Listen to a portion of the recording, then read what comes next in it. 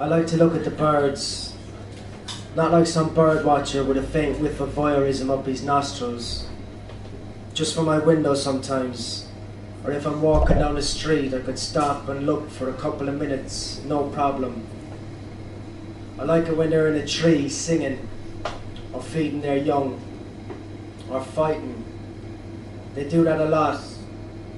Follow each other from tree to tree sometimes, fluttering and squawking at each other. Or when they all take off together in a group of hundreds and change direction all in unison, like a wave tossed upon a tumbling sea. It gives me a real sense of peace, their motion. It fascinates me. It's a miracle, I think, the sight of a bird in flight with the backdrop of the clouds and the morning. I go for a walk in the countryside or a park and sit down on a bench by a pond or a lake and have a look at the ducks and the squirrels going about their daily lives. The colours blend and I, transformed by their movements from loneliness to grace, am stilled. The surrounding trees so stern and easy sway, like dancers in a sad song. I sit there for an hour or so and take my ease. 'Tis fair nice to get away from the city for a while, from the concrete and the stress and the strain and the anger that London instills inside of you. Always in a rush, never getting anywhere. To take a deep breath and fill your lungs with your own wordlessness and breathe it back out as something renewed and stark. The sighs escaping one by one, but now calmed.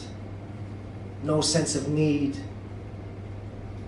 To walk on the leaves when they're brown, yellow, fresh fallen, crisp and all over the place, and have a little think about who I am.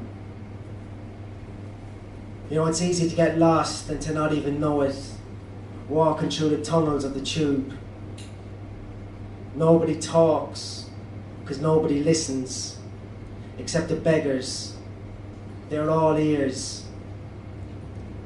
But what do you give the people who have nothing at all? The dignity of conversation in a city loud with silence and impassive rolling eyes, and all the tanned up twits like broken roses from the vine. I don't know a single thing that isn't worth forgetting. But the birds, I swear, the birds always put me in a good mood. Their songs flicker like catacomb candles through the car horns and the bus stops. I like to get to know all the different types and traits. They have their own personalities, pigeons and crows, and the singers in the trees. I see them perched upon the stock brick walls. They're a pound of brick, you know, or chirping from the chimney tops, or lined up on the masts and radio antennae, scrambling the number stations. And all's well for a while in my little thirsty pueblo of the soul. Cheers. Yeah.